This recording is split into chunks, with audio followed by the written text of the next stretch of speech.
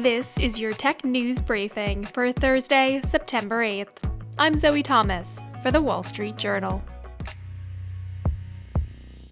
Apple is sometimes accused of creating a walled garden, an ecosystem that's beautiful but locks users into it. For its part, Apple says it makes systems that customers want to use and that integrate well with other products and services it offers. That was the pitch from CEO Tim Cook at the company's big annual event on Wednesday, where it revealed new iPhones, a new Apple smartwatch, and updated AirPod headphones. They're always with you, useful wherever and whenever you need them, and are designed to work seamlessly together. On their own, each is industry-leading. Together, they provide a magical experience.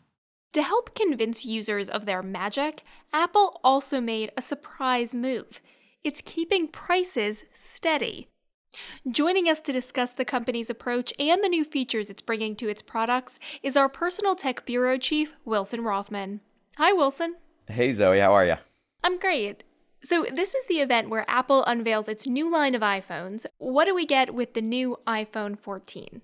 Well, I think that one of the big things they did was they brought back a very popular phone from about 5 years ago, that plus-sized phone that so many people had, the 7 Plus or the 8 Plus.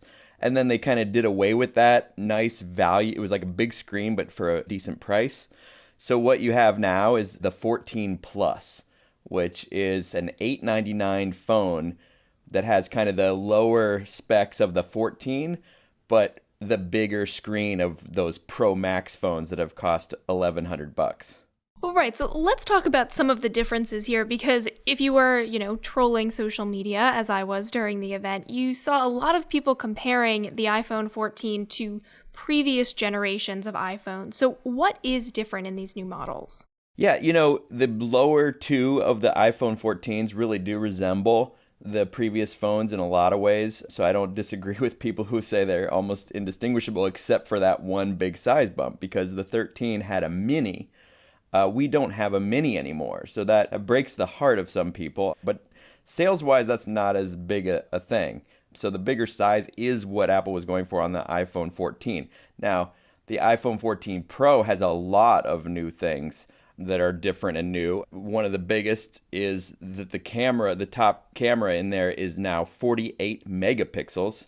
That's up from 12. So it's a big jump for Apple that's always kind of played down the megapixel game. Suddenly they have this gigantic camera in there. Another important thing about the iPhone 14 Pro is that it has an always-on display. This is something that competitors like the Samsung phones have had, where basically the screen dims and you just see the really important stuff, like certain widgets or notifications, and then the time. You don't have to reach over and tap your phone, but it slows down the refresh rate so that it's not draining the battery. Normally the phone can refresh at 60 times a second.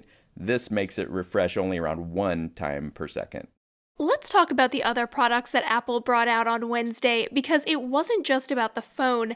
And Tim Cook kind of made a big deal of this at the beginning, saying it's all about these products integrating together. So one of the things that they have is a new version of the Apple Watch. Can you tell us briefly what's new here? One of the really cool things they added was a thermometer that can help with, there's an ovulation app and a period tracker that's already in the Apple Health kind of stack of programs. And this thermometer will help with that, will give additional useful information for women who are tracking their periods and ovulation. Another feature that's new to the regular Apple Watch is crash detection, where it uses motion sensors inside to determine whether you've been in several different types of car accidents, including rolling over and getting hit on the side. But the big news was a big watch. It's going to look chunky on some people, but it is something that a lot of, extreme athletes and people who do things even like I do. I'm not an extreme athlete, but I love diving. The new Apple Watch Ultra, it's $800, but it has all these features that we haven't seen before. It is, as I mentioned, diving. It is a dive computer. It can go down, I think, around 130 feet. It's extremely rugged. It's got a 36-hour battery, and it's got an optimized battery setting so it can actually go even longer, up to 60 hours. So it's a monster of a watch, but it's kind of what everyone's been waiting for, because on that high end, Apple hasn't really been able to compete with Garmin, which is kind of the big-time athlete's watch of choice. The other thing they brought out is a new generation of their headphones. Did much change there? So, they look the same. They have longer battery life out of the box. So it's a 6-hour battery life. I think that's 20-30% improvement. It's going to be noticeable for people. The case, charging case together provides up to 30 hours of battery life, which is really nice. And they've also improved the noise cancellation. As you might know, there's a transparency mode. We call it the don't get hit by a bus mode. Like you're crossing the street, you hear a honk, you look up. If you have full noise canceling on, you won't hear that honk. But if you push it into transparency mode, you will. So now they have something called adaptive transparency mode, which I think has more, like it's using more of the sensors that make noise canceling work, but it's doing more to kind of figure out, maybe make it even easier to hear that bus coming or hear that honking of a horn. Overall, smartphone sales are down for the industry. People have been pulling back on buying expensive tech gadgets altogether, and Apple has seemed to, defy that trend. But it did decide not to raise prices on iPhone models.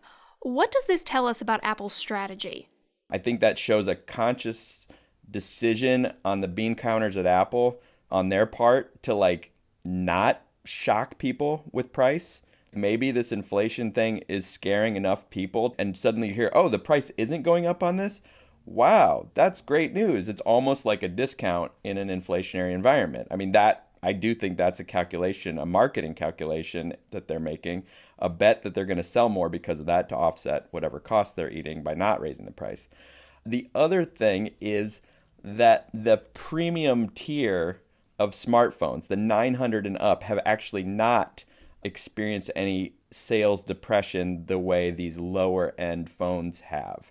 Overall, you find people are willing to hold on to their phones longer, but the people spending less money on their phones are actually more likely to hold on to them longer because they don't care. People like me, I'm a nerd, I like my phones, I spent $1,000 on it, last year. I'm probably going to sit out this year, but you bet next year I'm going to buy a new phone. I think it's justifiable for people who are, have a lot going on in their phones that they want to have something that works and keeps up with the times. But it is true that there's a certain sales bracket that actually hasn't had a decline, and that's where Apple plays mostly in that sandbox. All right, that's our personal tech editor, Wilson Rothman. Thanks for joining us, Wilson. It's my pleasure, Zoe. And that's it for today's Tech News Briefing. For more tech stories, check out our website, WSJ.com. I'm Zoe Thomas for the Wall Street Journal. Thanks for listening.